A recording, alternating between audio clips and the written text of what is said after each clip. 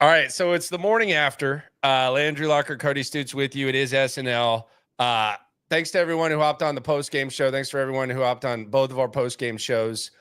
We did that individually, and we appreciate everyone for riding along. This is we do more content in off-season than we do in season. So if you followed us in the season and you followed the locker room for the last 3 seasons, keep riding along. You know how it is in the off-season, and same thing with Stoots. And now SNL deep in the game, few thousand subscribers on the YouTube, and then on the podcast, we're doing well also. I always kind of think there's multiple ways of reaction. I think there's like immediately after the game, and then I think there's kind of, after you sleep on it, how you feel. There's one thing I want to immediately start with, Cody, when it comes to this Texans thing. And this is kind of something that I think a lot of people are frustrated in, but I think there's actually another layer of frustration with this loss for the Texans.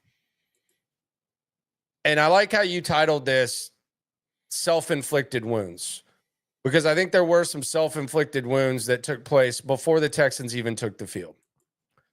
And I want to call out this coaching staff. I want to call out DeMeco Ryans, and I want to call out Bobby Slowick, and I want to call out whoever else needs to be called out, because when the eye test matches what the coaches tell you, and then their actions conflict both of those things in the most important area of concern for the team that prevents them from getting where they want to go, it's a real problem. Mm-hmm. And when DeMeco Ryans and Bobby Slowick come out, and we didn't even mention this yesterday, but when they say the pass blocking and the offensive line has been better the last few weeks, and they tell us that, they say that, and then they go back to the guy that was there before this alleged and confirmed through the eye improvement takes place, that resembles incompetence. You're going to be outmanned by the Kansas City Chiefs. You're going to be outmanned by a lot of the elite squads. But when you say, and we see, that the offensive line has improved in recent weeks, and then you go back to the guy who was there when it was worse, and oh, by the way, he sucks, and you allow the most pressures that you've allowed all season long, that resembles coaching incompetence. And that's where I woke up this morning the most frustrated after getting everything off my chest yesterday. It was pathetic that Shaq Mason was back in there. That doesn't make any sense. The conversation around offensive line and what you need, and you talked about the fact that they had improvement over the past couple of weeks. I mean, it's not like every sack was against Shaq Mason, but you faced a good defense last week. You faced a good defense this week. You allowed 8 sacks this week. You allowed 3 sacks last week. What's the difference? Oh, it's the guy at right guard that hadn't been good all year. Like, it'd been one thing, Landry, if this guy had been a rock for this offensive line and you felt like, gosh, we can't go down without putting the rock in there. Like the guy that we've relied on at this spot. Shaq's been bad all year. He's been slow. He's been out of place. He's had issues picking up blocks. He's allowed free rushers. And we saw all of that against the Kansas City Chiefs. And we saw less of that when Juice Scruggs was in there. And it's not like Juice Scruggs was hurt. Juice Scruggs had no injury designation on the injury report, just like Shaq Mason. And so they make a change from an offensive line that they've had in place for 2 weeks for a guy that hadn't played football in a month and hadn't played good football in a year. It's awful. It's awful. It's incompetent. It's terrible. It's just completely incompetent. Is what it is. And that's where I start. I don't understand why Shaq Mason was back in the game. I don't understand that. It doesn't make sense. I actually want to ask whose decision that is. Like, who makes that decision? Who should I be pissed at for that decision? And they'll probably say it's a group effort. Who has the final say? Is it DeMeco? Who wanted this? That's what I want. Like, did Chris Strasser say Shaq Mason needs to start? Did Bobby Slowick say it? Did both of them say that we need to keep it as is, and DeMeco decided to put Shaq Mason in? Who made this decision? because I think it's really, really important, because when you do something like that, you kind of lose the benefit of the doubt of other stuff going your way, because the stuff that you can control is completely out of touch. So that's a real problem for me. Yeah, it's again, we're big fans of what's the process. It's really bad process to put Shaq Mason back in there. Really bad process.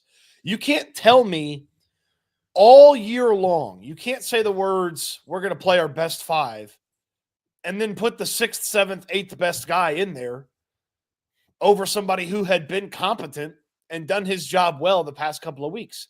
That's not good process.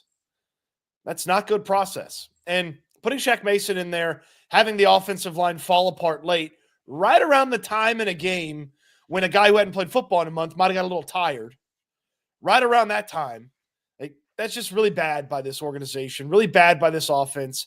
I have a hard time thinking D'Amico Ryans kicked down the door to the offensive line room and was like, Shaq, you're back in. So I'm laying this at the feet of Bobby Slowick. He's in charge of the offense. He's the one that's got to figure out who's blocking, how they're blocking, assign the scheme, operate it, all that kind of stuff. So I got to assume he's the guy that tells the guys who's starting and where they're starting and probably why. Like, if you're Juice Scruggs, what are you thinking as you're sitting there? Well, I guess they paid him, so I guess they got to play him. Like, is that what you're thinking? Because, like, Juice Scruggs has to think the past 2 weeks I've played way better than this guy has been playing. Yeah, I just want to know where this decision gets made, and it's probably more of a Slowick question, because D'Amico's not going to tell you. D'Amico's just going to say we decide everything as a group, so he's not going to say it. But I think, like, the guy that you have the best chance at getting the best answer from is perhaps Slowick. Now, I don't know if we talk to Slowick again at all, so there's that. But whoever decided this and whatever happened, it was idiotic, it was moronic, and that's kind of how it played out. LXCID Illusions is swarming the super chat. We're reacting to the Texans season. We're not quite getting in off-season mode. We'll briefly touch on it, but I think for the sake of this, Cody, we need to focus on what we think they will do. We'll have plenty of time to say what they should do, but I think for the sake of this, like, when we talk about bringing back guys, like, just in this exercise, we should talk about what we think they will do, not what they should do, before we get in, like, complete off-season mode, probably beginning tomorrow. LXCID, Swarm in the Soup. You ain't never hate. Swarm. Can't wait for the off-season content. It's been a journey with y'all the entire year, but glad it's over with, honestly. Yeah, I think it was – I'm glad I don't have to watch this offense anymore, and I can at least function with the hope that some changes will be made. And that's like, for as much as, like, there's the extra elements, and obviously the refs factored into the game yesterday, I still think the Chiefs win the game, just because they know how, and they know how to do whatever it takes, regardless of how it's laid out. I still think they win the game, but the officiating was brutally awful, and favored Kansas City. Anyone who doesn't like accept that is just either a fanboy or just weird. But I don't I don't even remember where I was going with that, to be honest. See, here's my thing with people that are like, yeah, I've kind of thought this was where they were going since week 16, or yeah, I don't want to lie. The annoying part about yesterday is if they had gotten better officiating, or the special teams hadn't had 2 months worth of mistakes in a game, or if the offensive line had allowed half as many sacks as they did and played just a little bit better, like, if just one of those things had gone wrong in this game, maybe it's different, maybe you feel different. But the fact that all these things eliminated any opportunity for you to win this game, like, that sucks. I feel like that sticks with you a little bit longer than if you just sit there and you want to tip your cap at the end of the day to, damn, Kansas City's really good. Because I don't feel like if you watch that game yesterday, it's just simply, well, you're just not there to Kansas City's level. Like, I feel like they pissed down their leg a couple times. They threw up on themselves a couple times, and the officials screwed them. Like, I feel like there's a lot of levels to it. Here's my thing, and what I was basically saying is we knew how this season was going to end. Without all the variables, like we knew how it was going to end. Like the offensive line was going to suck, and the offense was not going to do what they were required to do. That's like we knew that's how the season ended. We'd said it. That was it. Like that was going to be. There was no chance that this offense goes down in glorious defeat where they put 31 on the board and 35 happens. Like we knew how this season was going to end. Here's my problem, and this is kind of like the after you sleep type of vibe when you're laying it out, and you actually get the big picture. I agree with everything you're saying. I think everything you're saying is true. And I agree that special teams was ass yesterday. That was the worst special teams performance of the Frank Ross era. I agree with you. But special teams and defense don't have the luxury that the offense does on this team. They're not allowed to have bad games. And that's the problem, is that when you talk about complimentary football and you hear D'Amico Ryans go up there all the time and talk about complimentary football, basically what that means, in a perfect world, it means all three sides are gelling together. But basically what it means is bail my ass out. When the offense screws up, the defense forces a turnover, or they force a 3 and out, or they force a field goal and settle for 3 instead, or special teams pins. Like that's what it means. The offense can play grab ass from week 1 to the divisional round, where they never really have it going. Like whether they're full strength or anything, they never really have it going. Special teams can have a lapse here or there, but they can't be god awful and you find ways to still win games. The defense has to be on their game 24/7. Like the defense yesterday, you look at what they did, that is any team in the NFL would take that performance in that situation every time. What the defense did, even with the Azeez Al-Shire factored in, they would take that every time, what they did, shutting down the receivers and everything like that. The special teams and defense don't have the luxury of being able to have a bad game. And the craziest thing is, even if the offense had been okay yesterday, you might have had a chance, but they weren't. And that's what the problem is, and that's what the problem's been all year. They scored 14 points, Cody. Like they scored 14 points. Like they scored 12 points. Okay, they scored 12 points. Yes, you're right. Kansas City scored 2 points for them. Yes, that is true. All right, they scored 12 points, and they had their best drive of the year in the second half. They scored 12 points. Like, so that regardless of what happened, you weren't going to win that game scoring 12 points. Like, I don't care if the referees didn't call anything. You weren't going to win that game. So that's the problem, is that we're so used to this offense being garbage that when you talk about reactions, and that's the reality. So it's reality. It's like balancing reality, but we're so used to it that it's, look at those refs. Those refs sucked. They did. Look at that special teams blunder by Chris Boyd. Ended up being 3 points, by the way. Look at Kyami Fairbairn missing the extra point and missing the field goal. By the way, it was a 55-yard field goal because the offense couldn't get any closer. That field goal looked really bad. It was 55 yards into the wind, and the offense didn't quite get closer and set that up a little bit. But we're just so used to like this offense that we don't really like fully grasp the reality that we know that nobody can. Everybody else has to be perfect, and even then, it's not going to be enough. That's what's crazy about it. And it's crazy to say that when you've got the number 2 overall pick at quarterback, and you've got one of the 12 most expensive wide receivers in football and the 8th most expensive running back in football. Like, it just goes to show you how bad the other, it's a 53-man roster, cut it in half. The other 20 or so guys on offense, how bad they are, how poor they performed, the coaching on offense. It's got to get, they've got to. It's not just fix. Like, it's not like a Band-Aid, a little bit of glue. Like, it's not there's an overhaul necessary for how they operate as an offense. I agree with that, but I also think that, like, It just almost feels like it's like pick your poison. You know, it's almost like you got a budget. It's almost like your plumbing's bad, your water's bad, and you have to pick one or the other. I wish that didn't have to be the case, because I agree with you on the talent perspective. But even with all that said, with the offense, the talent's not good enough. We know that. Like you saw, like Wayne didn't make some plays. Like competent NFL players make a couple of the plays that Wayne made. Like Xavier Hutchinson, like you probably should be looking back to where if the quarterback throws it a little bit behind you, you're able to still catch it. Like not running your route like you're some stiff-ass middle schooler that just learned how to run a post. Like you should have like some sort of awareness. But like even in the situations, like if you had a competent NFL play caller and maybe a quarterback that knows what's going on as well and has some sort of grasp, whether it's coaching it up, like on the first play after the 2-minute warning, when you get to the 25-yard line, maybe don't snap the ball 40 seconds after and run the ball up the middle.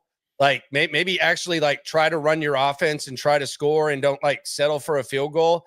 That might be nice. Yeah. When you're going into a situation where you know it's 4-down territory and you're down 8 points and you're at the 40 and you're in like no man's land to punt, maybe have like some sort of idea that this is 4-down territory. Like maybe the quarterback goes in the huddle and says, all right, we got 4 plays, or you call 2 plays before. You don't snap the ball with 1 second left to where they don't even have to disguise their blitz. They can just come through and make you lose 16, 18 yards. When you're down 2 possessions and it's before the 2-minute warning, and you know that that's where you got to score before the 2-minute warning, like maybe be prepared for that situation. And maybe if you're the quarterback, like after you get sacked, when you snap it on the last second, the 2-minute warning, don't think you need to call a timeout. That was bad too by CJ. And I don't know what to make of that. But when I see the quarterback, first of all, they throw a slant with 2:14 left. I'll give you the exact operation here. Nico catches the ball on the sideline. The clock stops. Okay, clock stops while they make sure it's a catch. At 2:17, they run a play. All 5 pass catchers run 5 yards and turn around. Now, mind you, they need to get in the end zone before the 2-minute warning and get the ball kicked off before the 2-minute warning to give the defense a chance to use the 2-minute warning and 2 remaining timeouts to get the ball back. So they need to get in the end zone. With 17 seconds left, all 5 guys turn around after 5 yards. Xavier Hutchinson catches the ball. KC's a little rough with him as he's getting up. He gets up with 2:07 left. Hands the official the ball. They line up, snap it at 2:01. CJ Stroud gets sacked. And as you mentioned, tries to call the timeout. Clock's already stopping because it's the 2-minute warning. They didn't get the ball in the end zone. Like they significantly hindered their comeback chances by not getting the ball in the end zone. No, there's no chance. Like at that point, like honestly, if you were gonna like this, let's just go through it. The call by Slowick was terrible. But when your quarterback thinks that he needs to call a timeout at the 2-minute warning, that tells you that he's not like that's like all brain farts aren't equal. Like you know when the 2-minute warning is, it should be actually something that you're looking to.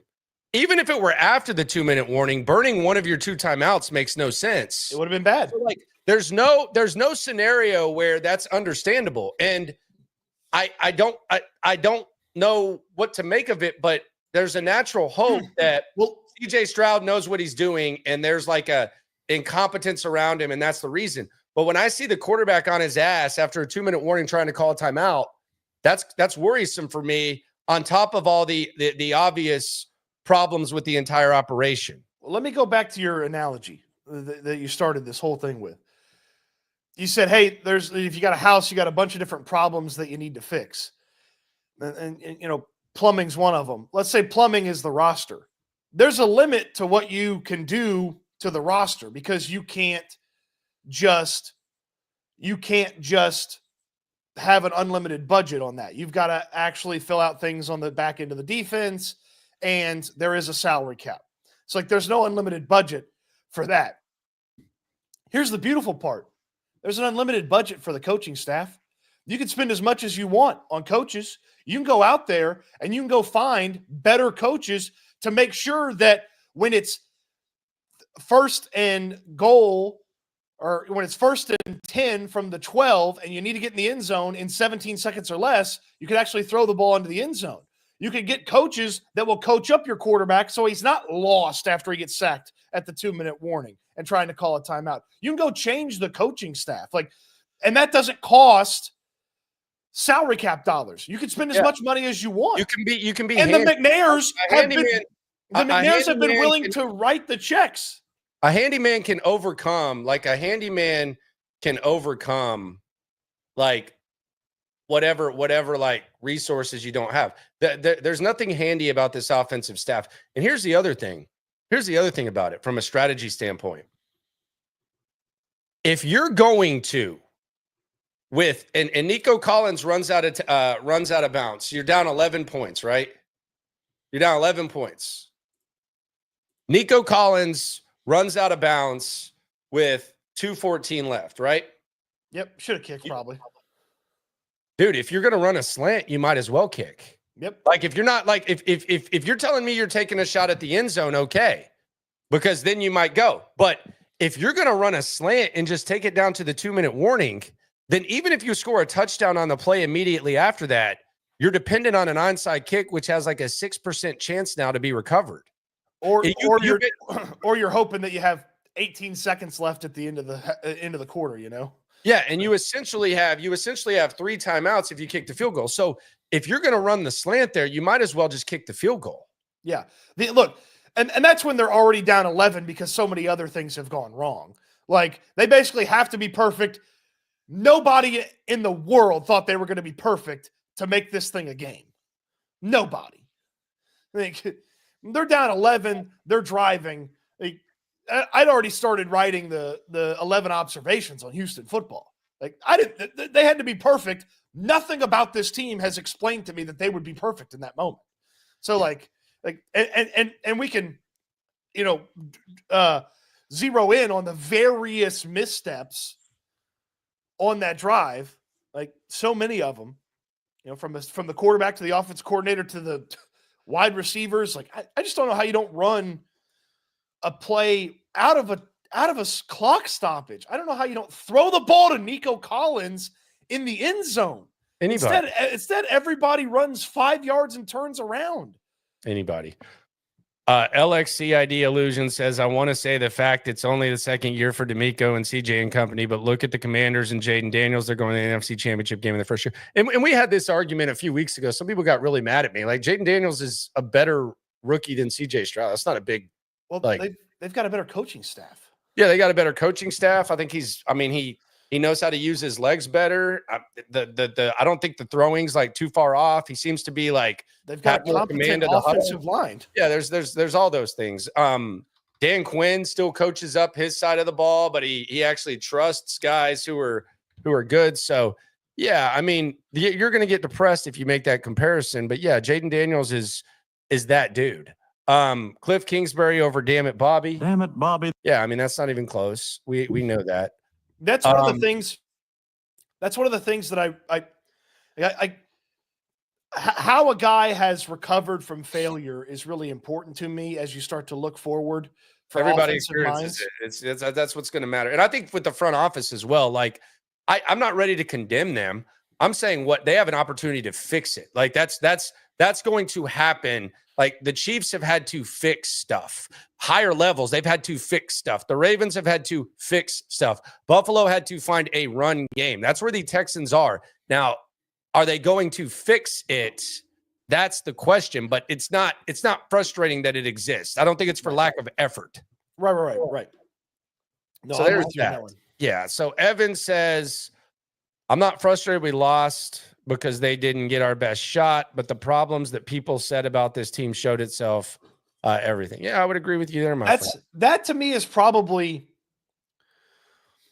the I don't want to say most disappointing because it almost should have been expected. Like, the warts of 2024 all showed up in this game. Like, offensive ineptitude, blocking can't work, and then something that is a focus element just going wildly wrong, which is special teams. like just going wildly wrong in this game. Like all those warts from 2024 showed up. And that's why I think like when D'Amico Ryans is like, are you encouraged? He's like, no, I'm discouraged. Like we didn't do what we were supposed to do tonight. And like, it was some of the same stuff that he's dealt with and had to try to coach through all year long. And it's like those things, like those nasty things all showed up in this game. Yep. 100%. Michael Casey says, we will see if D'Amico is a head coach or just keeping his friends in a job. So I guess you're saying that this is going to be the first test of D'Amico as a head coach. I know some people might read that. But yeah, I mean, I think this is one of the big tests that a head coach goes through these changes. So we'll see how he handles his first big obstacle. I mean, you talked about Baltimore and you talked about Buffalo, and they're playing for the chance to go play Kansas City this afternoon or this evening. Both those teams fired their offensive coordinator, got a different guy, and it went to a whole new level. Like I hope D'Amico Ryans knows that. And for Sean McDermott, it wasn't a friend of his that he had to do it to. For John Harbaugh, it was a friend. It was not easy for John Harbaugh to fire Greg Roman. I know that. Dude, his brother hired him. Like it's a family friend. Like it was not easy to fire Greg Roman, but they fired Greg Roman. And by the way, Greg Roman oversaw an MVP season too. And they went and got Todd Monken, and you know what happened? 2 MVP seasons. Like, whoa, holy shit, we can get even way better than we've been? That's crazy. Are you Chris Farley? Evan says loss isn't on 7. To me, it's on Bobby's special teams. I think it's on the offense as a whole, for sure. Everybody takes blame from the head coach down. Everybody's to blame. Okay? Like nobody escapes blame in this one except for maybe Will Anderson. Also, Daniil Hunter. Can we get a playoff sack, please? I'm not asking too much. Evan says loss is definitely on O-line. He called him Fatsos with an F word. So there's that. There's also like something that I kind of want to touch on. Like we're talking about blame, and I think we've covered all like the obvious. Azeez Al-Shire, my friend. I know the margin for error is not big, and I think in the big scheme of things, the defense did everything they could. But sir, you're like right there. Like you are right there. That big ass guy wearing number 87 is literally the all-time, I think he's the all-time leading receiver in playoff history. And the guy running around with the gold jacket on his back. Yeah, and that guy kind of like is not even what he once was. And you're in the right area. You're just kind of turning your back to that guy. That not good. And you saw D'Amico kind of talking to him on the side. That was a rough performance for old Agent Zero.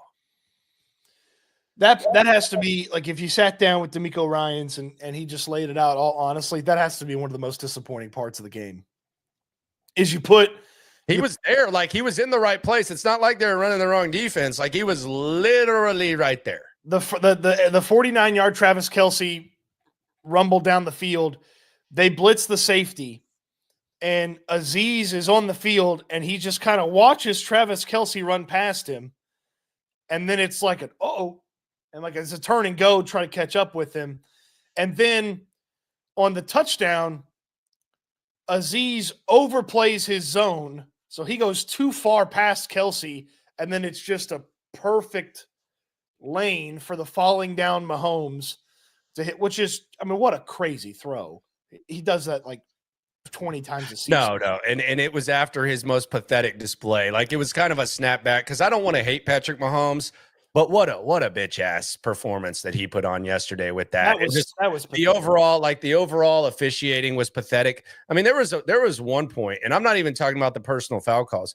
There was one point where the dude at the top of the screen, whoever that idiot is, first of all, I'm surprised they didn't challenge it and then they got a penalty after. But Xavier Hutchinson clearly gets the first down on the drive of the year. That almost came to a screeching halt because of a bad spot. I'm glad it didn't, because I didn't want the refs to be even more of a factor.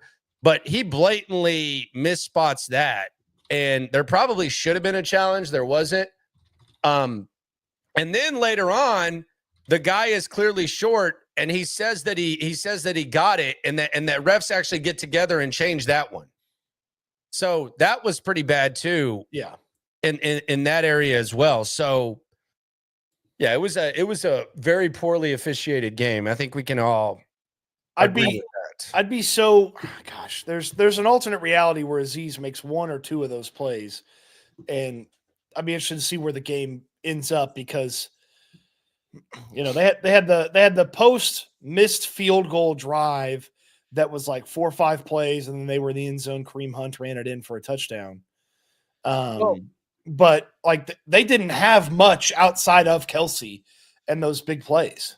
Well, I think the real alternate is if the Texans force the punt on that personal foul on Will Anderson, I think that can kind of change a lot, because the offense gets to immediately go on the field, and you get a chance to take a first quarter lead. Yeah, you get a chance to take a first quarter lead, and you take away 3 points from Kansas City. So I think that's weird. The other thing is, and I can't really speak to this because it's kind of like one of those mystery things where we start talking about body language, momentum, and all that crap. I don't know. I think vibes are kind of a thing, and I think fans can kind of like indirectly kind of feel it. Like when like the moment where you feel like the game, you have hope, and then you kind of like get brought down to earth. I'm sure that like correlates to the sidelines. Players probably have to like snap out of it quicker, and they have to get out of that and overcome a lot of it. But when a team that has sucked as bad as the Texans have in the second half offensively, like when they come out and they put together the best drive of the season, and I think perhaps that might have been one of the best drives that I've ever witnessed covering the Texans. Like it is the best drive in franchise history. Okay. So until you got to the very end of it. Right. And that's my thing. Like if you come out in a game where you got to have it, your coaching staff basically showed faith in you because they settled for a field goal before. That was a chicken shit into the second half, whatever. But you killed 10 minutes of time and you score a touchdown. Not only do you score a touchdown, Joe Mixon basically sticks his 2 middle fingers up to both of them and goes into the end zone. You overcame 2 different Dalton Schultz penalties on that drive. You overcame that. You overcame the bad spot, and you score the touchdown. And then as you're going to the sidelines and as the defense is knuckling up saying, we're going to go do what we got to do, the extra point gets missed. I don't know. Like when it comes to momentum, you can say, well, it's still a 1-point game, but I don't know how much of a kick to the junk that is. Like, is that a flick in the nuts? Is that a gold dust curtain call kick to the nuts? Is it somewhere in between? Like, how big of a momentum swing is that to completely, because Kyamie Fairbairn basically pissed on the best effort that Bobby Slowick and this offense has had all season long. It's one of those where you get hit and you don't immediately feel it, and then it's like beat, and you're like, oh, it's like one of those like delayed reaction ones where you get hit and you don't feel it immediately, and then it's it's like, how, like, did that really happen? Like, what's going on here? Yep. Unreal, Dom in Jersey says Fairbairn sucks, all caps. The decision to go on 4th and 10 was wild, but for Miko to not call timeout was egregious. They had no clue. I disagree. I think the 4th and 10 to go for it was the right call. They actually got the ball back. I thought it was the only decision. What are you going to punt and gain 20 yards? They should have known they were going to do it before. And if they would have had to call a timeout, it would have even been more of a reflection of how pathetic that was. Like when Troy Aikman and Joe Buck, like Troy Aikman is sitting there in a suit. He's watching the game. Everyone's watching the game. And they immediately said, when you cross midfield, what was Troy Aikman saying, Cody? It looks like it's 4-down territory right here. It's 4-down territory right here. How the fuck does the head coach and the offensive coordinator and the quarterback not know that? So for you to go to the line and you're going against a defensive coordinator who's known for blitzing, you know when it's easy to blitz? When the team snaps the ball with 1 second left on the play clock. There's no disguise. There's no recognition, although I don't know that CJ really recognizes blitzes or this offense is set up to do it, if we're being fair. But for them not to know that, I think it was the right decision, but it was poorly executed, just like everything in this offense. Just like the end of the first half where you get to the 25 and all of a sudden you're twiddling your thumbs. Just like the end of the second half where the 2-minute warning might as well have not even been there because you didn't even you acted like you weren't even aware of that. Like, I disagree. I think it was the right call, and I think the timeout would have made it even worse. Yeah, but here's my thing.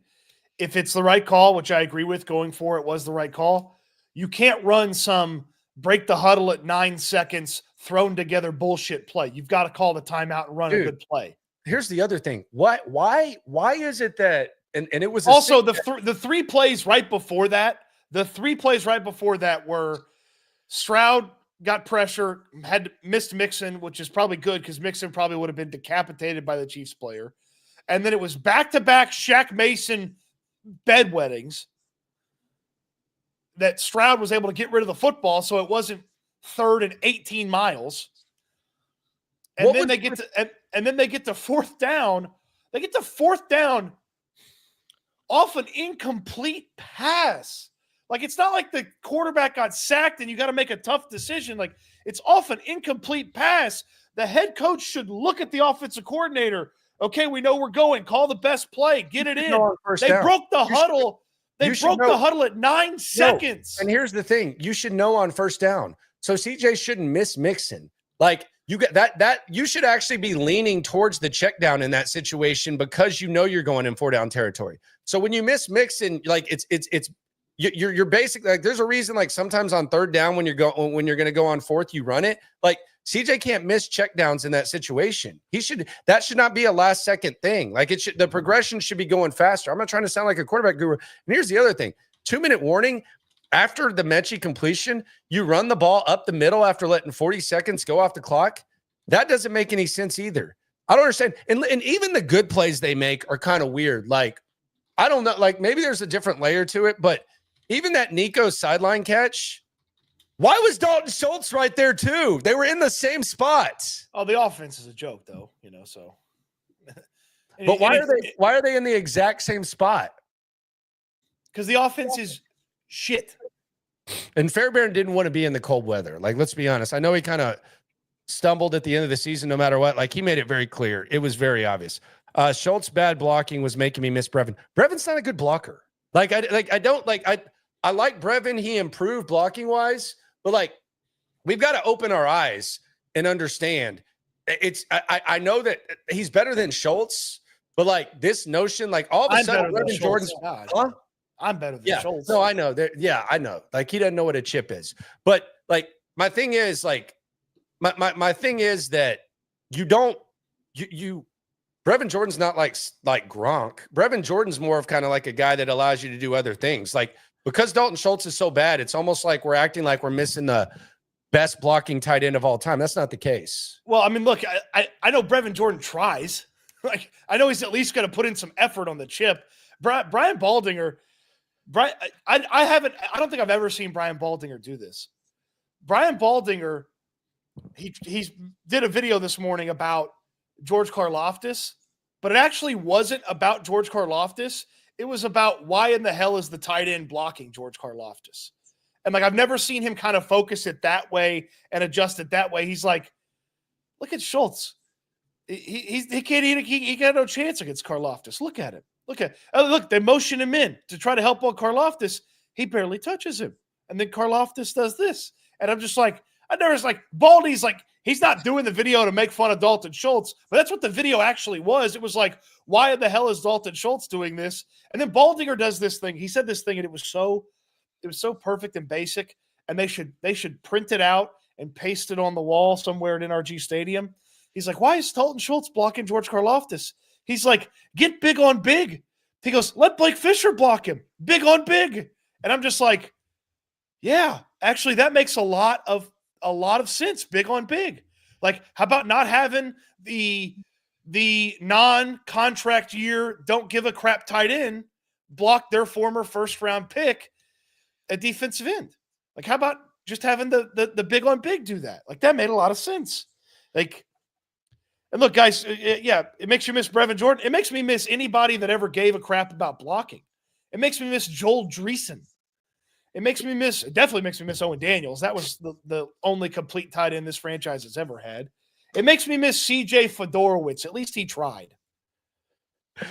Yeah, there's no, like, just a basic chip. It's amazing what that can do. Like, the Chiefs are so good at it. And you saw a couple times Daniil Hunter kind of thrown off by the chips. But yeah, I don't know. You know damn well Dalton Schultz doesn't enjoy Mexican food as much as most.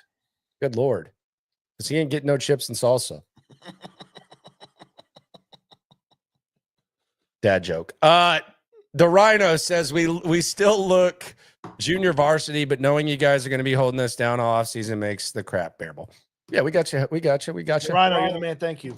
Evan says just incompetence. Well, here we are, April. Yeah, it's going to be fun. Going to be a fun draft.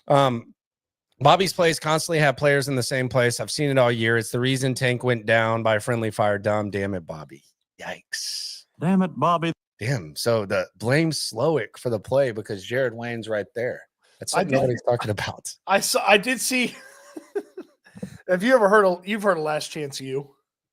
Yeah, that coach is crazy, man. Jason Brown from the latter seasons. Yeah. Yes. So he did a thing about Bobby Slowick a couple weeks ago. And he's like, this coach doesn't know what he's doing. He's got guys in the same spot all the time.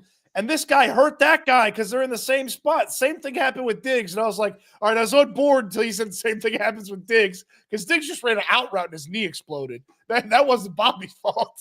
Someone says Tyler Warren next year. Does he get to 25? Give him to me.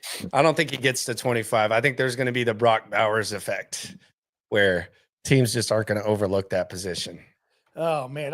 Here's the tough part about Tyler Warren is there's no chance he gets past 22, which is the Chargers. That guy's got Harbaugh written all over him. Harbaugh's a little bit familiar with him, to be honest with you. That guy's got Harbaugh written all over him. So there's no way he gets past 22. But, man, if he did somehow, if Harbaugh felt like he needed to do something else, like, my God, Warren. Good player. Warren. Hell of a player. Ain't no doubt about it. So the special teams were awful. We can agree with that.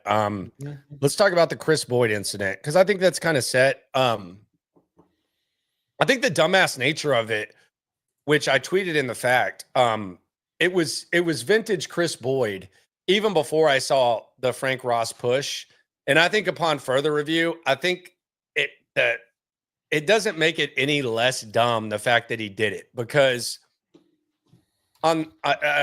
initially people thought that he just shoved Frank Ross because he was mad.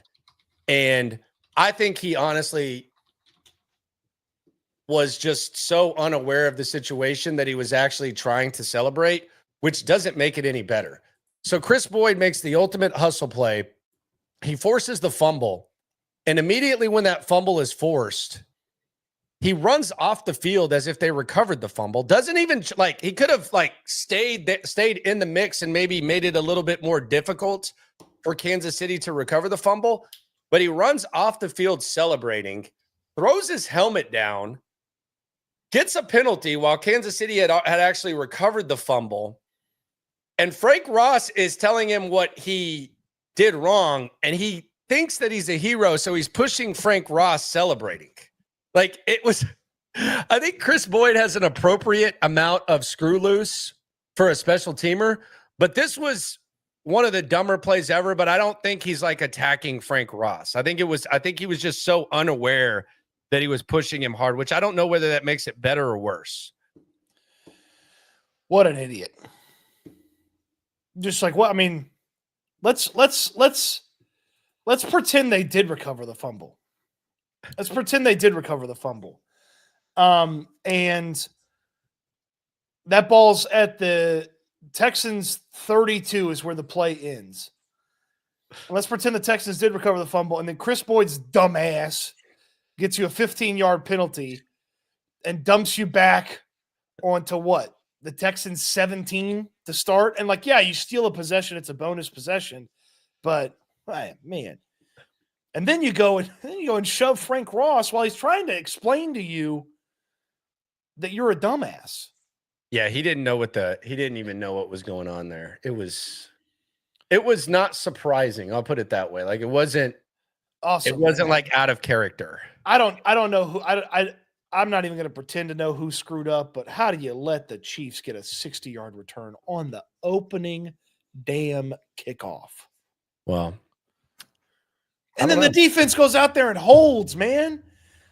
They start on their own 14-yard line, and the defense goes out there and forces a field goal. Damn.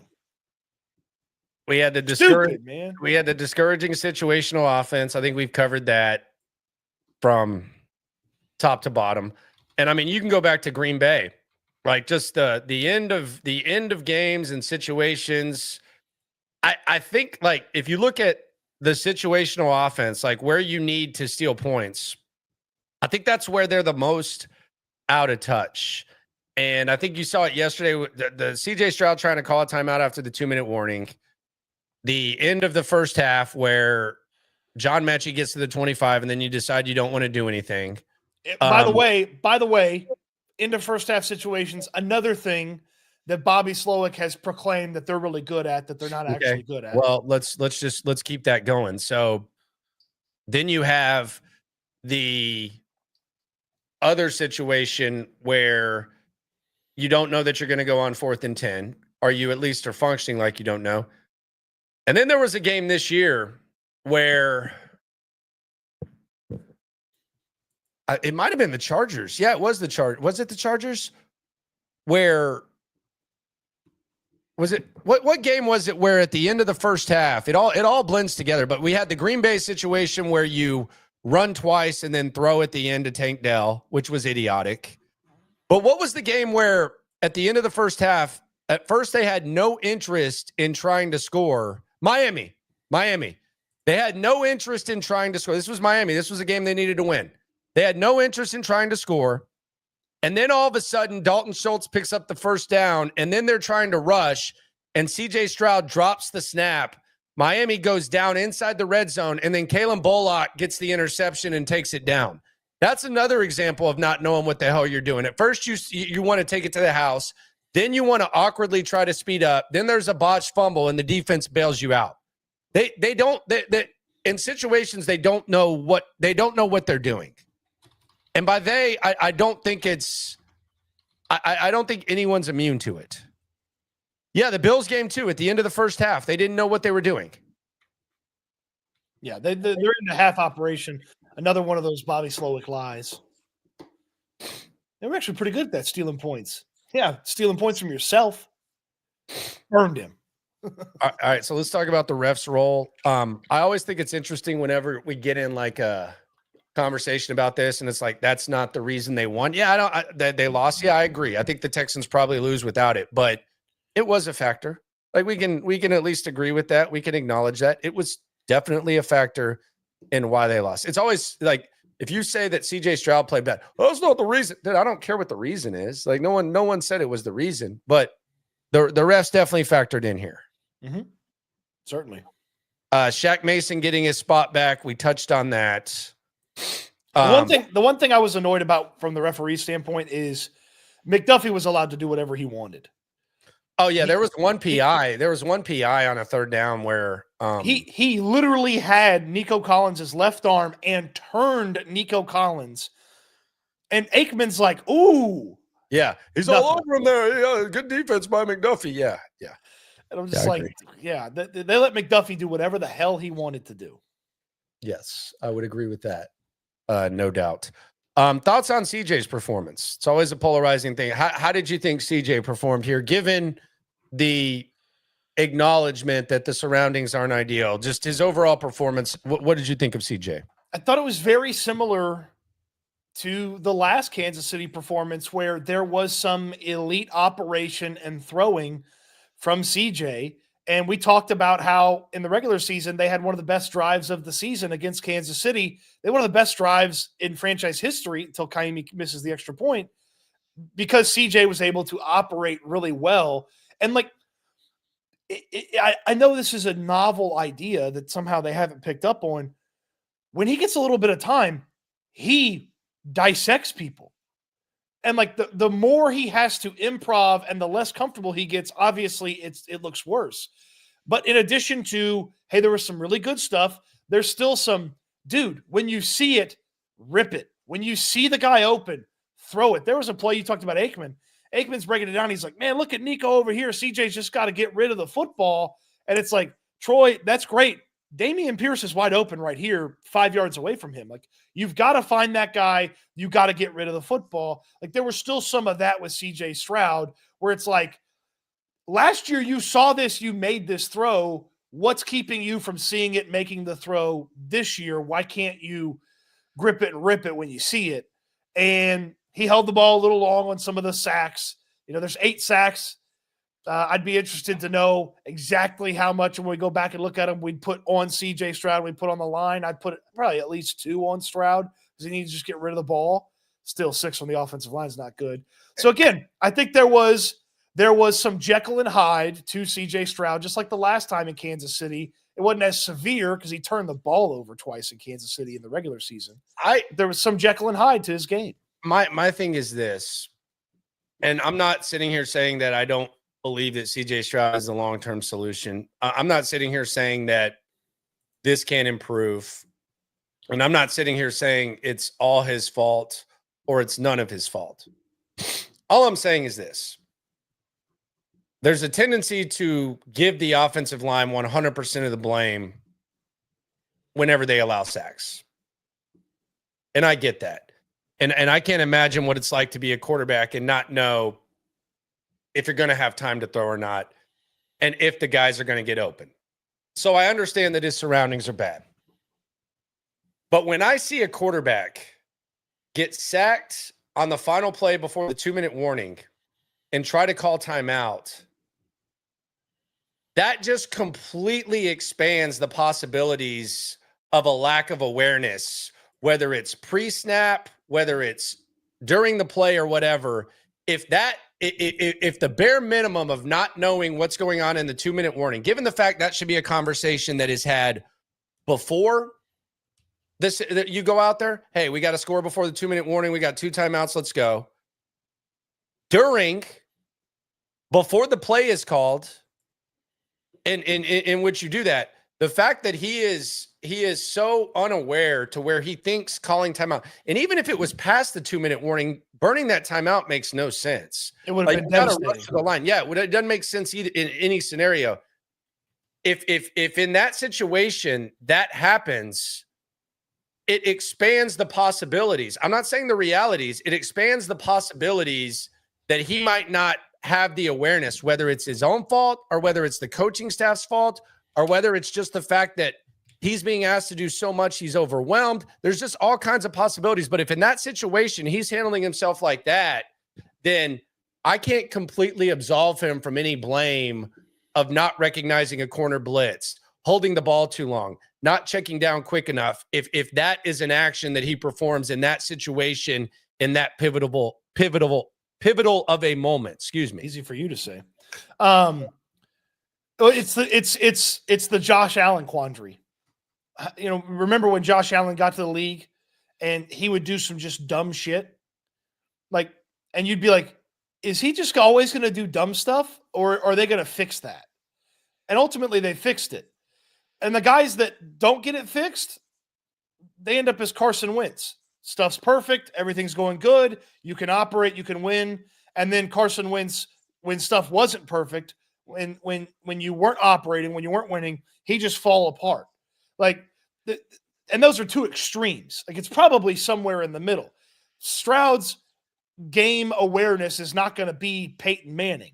I also don't believe it's going to be Will Levis, Carson Wentz level either. Oh. So, like, how do you figure out how to maximize what CJ does possess inherently? Well, then it goes all the way back, circles all the way back to the guys that spend the most time with him, the coaches, the offensive coordinator, the quarterback's coach, the offensive assistants, all of that. That has to get better, obviously. That has to get better.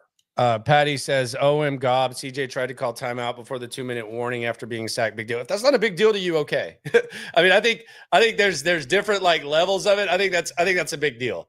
The final play of the 2-minute warning before the clock stopped in a situation where the 2-minute warning is literally the marker of clock management, and he's trying to call a timeout. I think it's a big deal. You think it's minimal? I don't know. I think Derek brings up a good point. He might be overwhelmed due to the complicated scheme. I'm not sitting here saying it's all his fault. Like, I'm just saying, like, in that situation, you're not giving yourself much of a chance to not have the grasp of that situation. That's all I'm saying. And it would have been an unmitigated disaster. It would have been an unmitigated disaster had he used a timeout past the 2-minute warning, because then that would have eliminated any chances. Panda, you're talking about the play after. We're talking about the play after, man. Like, watch the you're talking about the final play of the 2-minute warning before the 2-minute warning. You're talking about after when they kick the field goal is completely different. She's talking about third down. We're talking about when the clock stops on the 2-minute warning.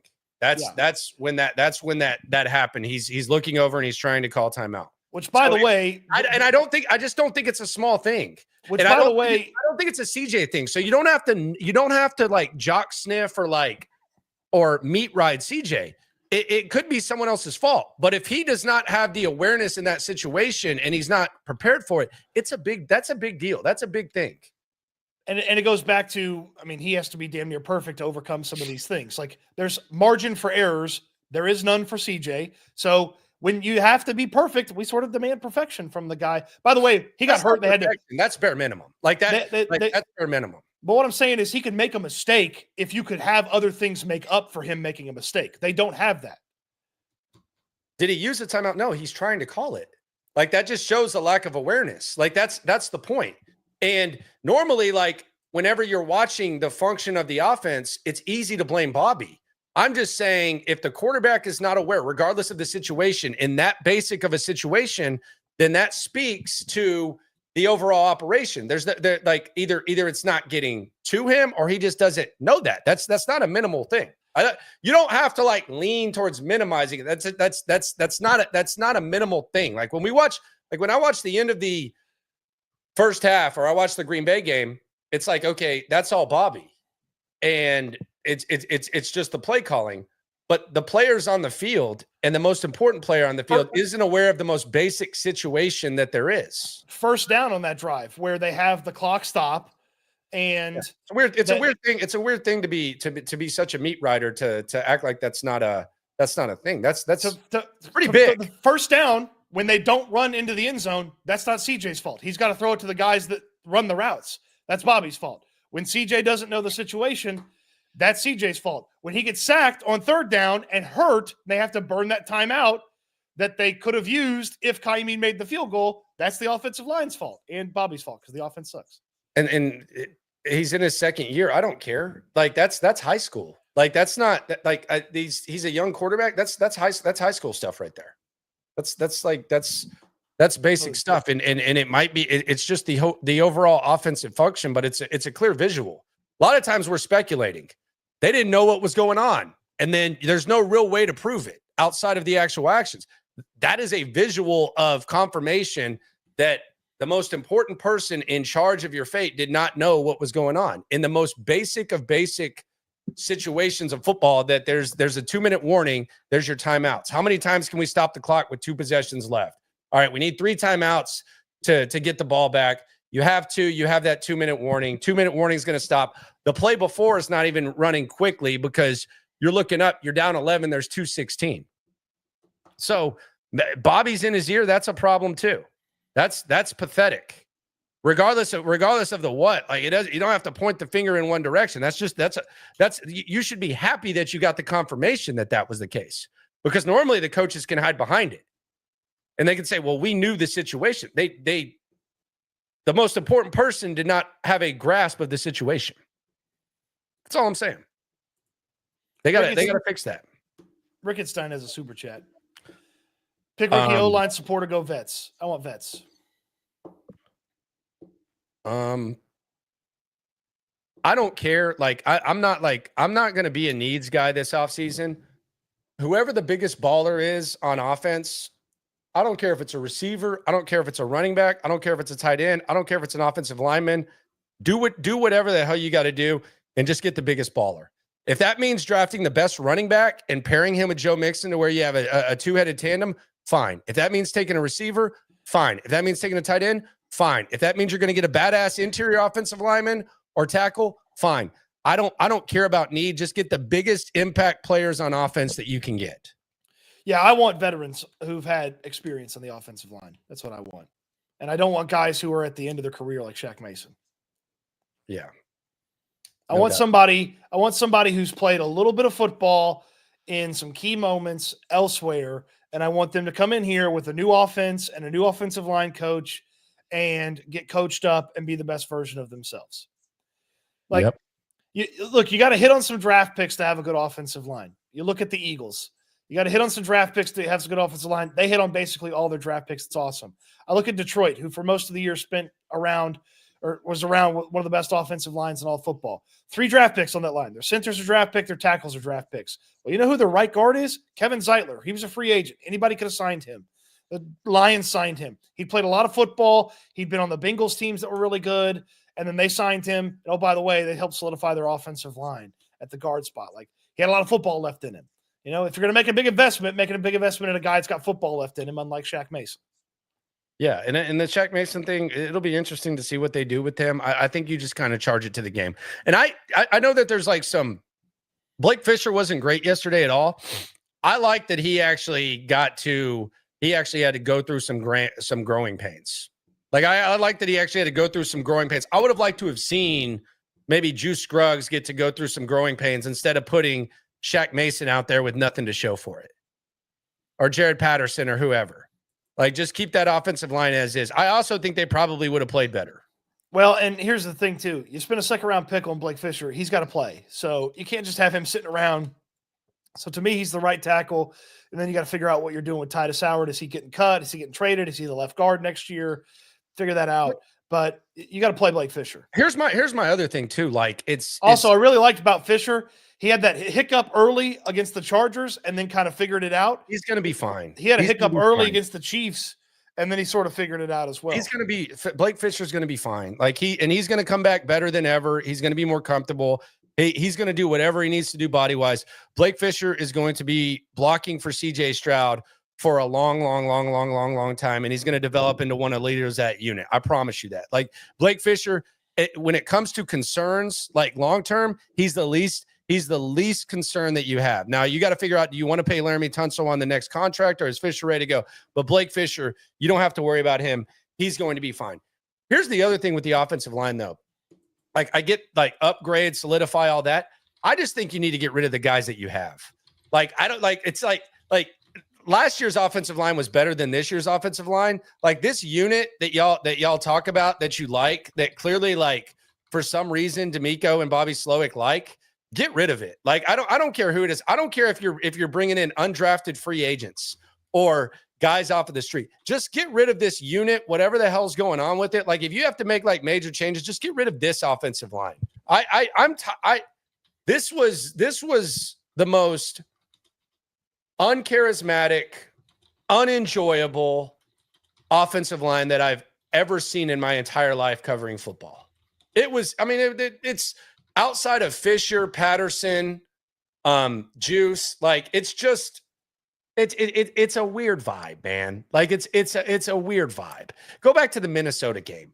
Like, that was when you knew there was no hope for this offensive line. There was no accountability there.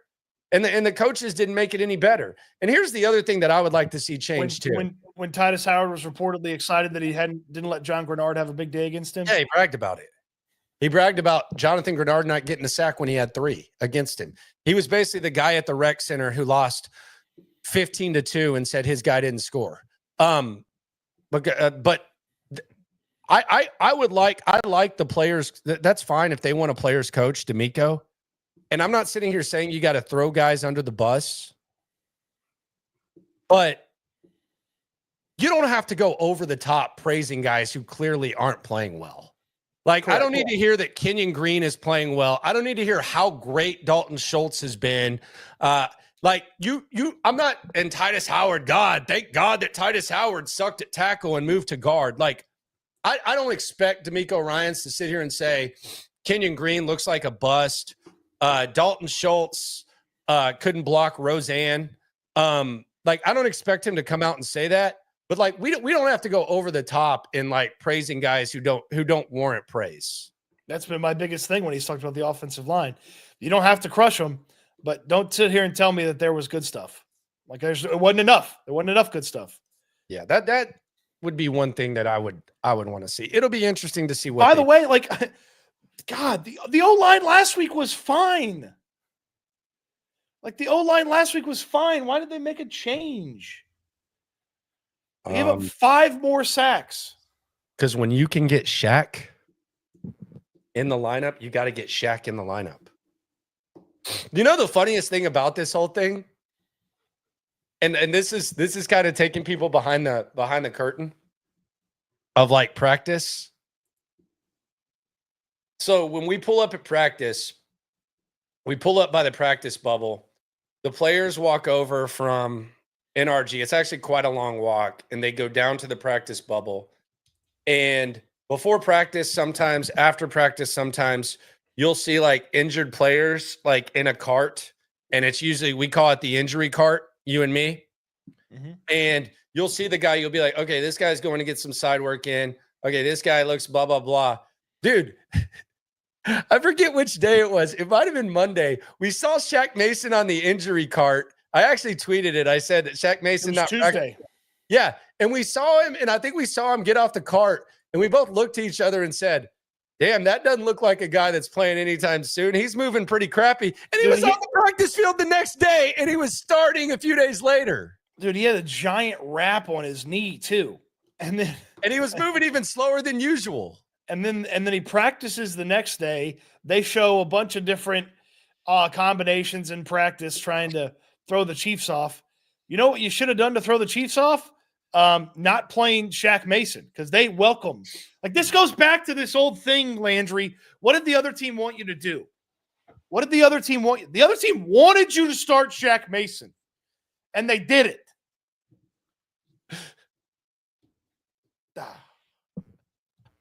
And I didn't think they would do that, but they did. You're right.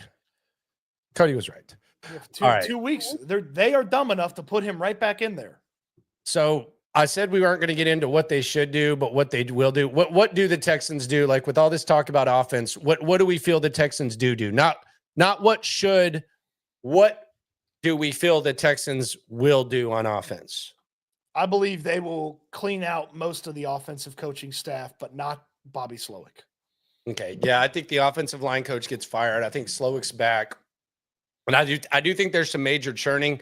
The one thing that I hope they don't do, I would not bring back Stefon Diggs. I think I think there's a shelf life on moves like that, like in different layers. Like when you bring in I'm not saying he was like as disgruntled, but like Randy Moss eventually wore his welcome out with the Patriots. Like when you were trying to get that one over the top type of thing. Antonio Brown, understatement that he wore his welcome out with the Bucks. I don't think that Stefon Diggs at this point, with the caliber of player he is, the age, etc., I don't think bringing back Stefon Diggs is something that they should do. I don't think they will do it either, but I'm with you. I think Bobby's back. So, damn it, Bobby. There's that. Okay, bear with me while I look for this, but okay, here I have it. The list of wide receivers who are 31 years old or older in the past 10 seasons, like the list of guys that go out there and have good seasons, which I just qualified it with like 1,000 yards. How many are coming off torn ACLs too? Well, that's the biggest point about it, is he's coming off a serious knee injury, but there's only been 13 guys in the past 10 years that were 31 or older that had 1,000-yard season. And the names are like Devontae Adams. Well, he's not Devontae Adams. Larry Fitzgerald. Well, he's not Larry Fitzgerald. Jordy Nelson. Well, he's not Jordy Nelson. That was the last time Brandon Marshall was good, was when he was 31. That was the last time Keenan Allen was good. Jordy Nelson. That was the last time Keenan Allen was good, was when he was 31. Keenan Allen was terrible this year, and he was hurt all year. DeAndre Hopkins, he's not a 1,000-yard receiver anymore. Adam Thielen, hurt all year. Vincent Jackson, last time he was good, 31. Steve Smith Sr. Well, he's not Steve Smith Sr. So you look at all those names over the past 10 years, 31 or older, and then you add in, like you said, the knee injury, first significant knee injury of his career. I don't know how you bring that guy back. Like, I don't know how you can rely on him. You cannot rely on him. The other thing is, I think he's going to get like frustrated because A, he's not as good as he once was. B, he completely screwed up his finances. Like you talk about like people were wondering like, why did the Texans voiding that last year, that deal? They're lucky they did that. And he's very unlucky. So he's not going to get that type of deal. So I think that frustration kind of could be a factor as well. I would just move on from him. He didn't rehab with the team. He was there like a couple times, happened to be when Beyonce was performing and the home playoff game. So yeah, I think you can move on from Diggs. Is it too soon? Daniel asks, is it too soon to ask for y'all's top 3 offseason moves, coaches and player possibilities included? If so, ignore and bless them. I'm not going to ignore you on the super chat. They need another wide receiver. I actually think that they should draft a wide receiver. I also want a running back. I actually like Ibuka out of Ohio State. I think he could be like a value in the second round. I'm a big fan of him. I know CJ's got chemistry with him. I think he's definitely a late first rounder. Yeah, late first, second, whatever, wherever the hell he goes. I like him. I also think they need to add tight ends. I think there's on defense, not really a lot, to be honest with you. But that would be where I would go. I mean, like if it's like, what do I want to do? I'd fire Bobby Slowick. Like I'd fire Bobby Slowick and I'd get a new offensive coordinator in here, either Nick Caley, Dave Ragone, or Josh McCown. Like that's what I want to do. I don't believe they're going to do that. So I'll give you a little bit more from a coaching standpoint. Just go get an offensive line coach who knows what the hell he's doing. Player standpoint, Luther Burden from Missouri. That's my guy in the first round that's realistically going to be there or could be there. If you don't get him, do something else in the first round, like Ibuka. Trey Harris from Ole Miss is a nice player. So that'll be interesting to see how that goes from a late first, early second type of standpoint. And then you've got to get offensive linemen who can block. Like I know that sounds pretty simple, but they didn't have a lot of those guys this year. It doesn't sound too simple, my friend. So I lean towards a veteran. And I know that the chat has mentioned a couple of times, like really good guys don't hit the market or they're expensive. Yeah. Okay. Go pay for it. I mean, you found $50 million for Danielle Hunter last year when we thought they didn't have it. Go find $35 million for a guard or, if they want to go get a badass center, like I'm fine with that too. Like, and then just figure it out at the guard spots with Scruggs and Patterson and a draft pick and, some cheaper veterans. So David says if D'Amico makes the right call to fire Bobby, who do you want for OC? I'm for Mike LaFleur. Can't get Mike LaFleur. He's an offensive coordinator. Mike McCarthy or Brian Schottenheimer, Clint Kubiak. I'm for Josh McCown. Yeah, so McCown's on my short list along with Dave Ragone, who is on the Rams staff, and Nick Caley, who's on the Rams staff. Nathan says, should we go after Mike Evans? He's under contract. Don't think he wants to leave Tampa. Yeah, he's going to retire a Buccaneer. So now perhaps he meant Chris Godwin because Godwin's going to be a free agent. Well, Godwin's coming off a serious knee injury, so I'm out on that. No, get young, get more explosive. They need speed on offense. They need I would like to find a veteran who's still got a little juice left, like, to be in the room, but I don't want to rely on that guy. You know what I mean? Like someone between Diggs and Woods, like someone like that. Correct. We got to put together I'll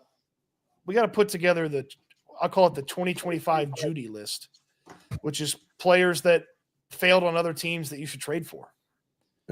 Jerry Jeudy went for over 1,000 yards this year on a really bad. Deontay Johnson off the list. Yeah, Deontay Johnson. What an idiot. Cross Deontay Johnson off the list. All right. Appreciate everyone for coming through. We're transitioning into offensive mode. Hold on. You want to defend him or should I defend him? Why McCown? What's his coaching resume? Coaching resume is kind of a subjective thing. He's been in over half the buildings in the NFL. He's been a backup quarterback, so he's been called upon to be a coach. Philadelphia actually let him call plays in a preseason game. He kind of shied away from the whole BS in 2020, saw his son in high school. He also was Sam Darnold's quarterback coach this year. I know he kind of hit a wall, but I feel like he had a pretty good season. And he's very, very well respected. So he's coached in multiple styles of offense. He's coached in I mean, he's been in every and he coached possible. He's worked with a lot of quarterbacks. Like that's it, like if you just want to look traditional coaching resume, you can, but nobody has that type of experience. It's a very unique level of experience that he has. So yeah, that would be the Josh McCown thing. And I know I have long desired someone who has. Does he pass on Josh? That means it's even more of a logical decision, honestly. Anything opposite of Jerome. I know I've long desired somebody who's called plays before. If they make a change, the list of guys that have called plays that are worth a crap is pretty slim. Like, so I mean, you're not getting Chip Kelly. Chip Kelly's not leaving the juggernaut that is Ohio State. Like, you're not getting Chip Kelly. Maybe Chip wants back. Just kidding. Chip loved him some D'Amico the year they were together. Yes, he did. He loved him some D'Amico. Called him the Lion King. Yes, he did. All right. Appreciate everyone for coming through. Officially onto the offseason.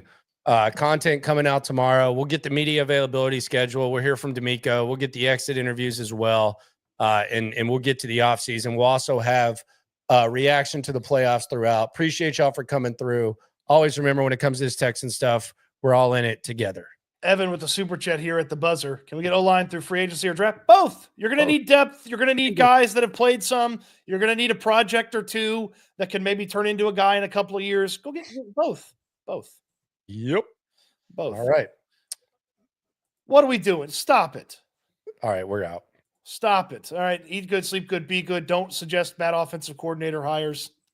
We'll talk Texans again soon. Yep.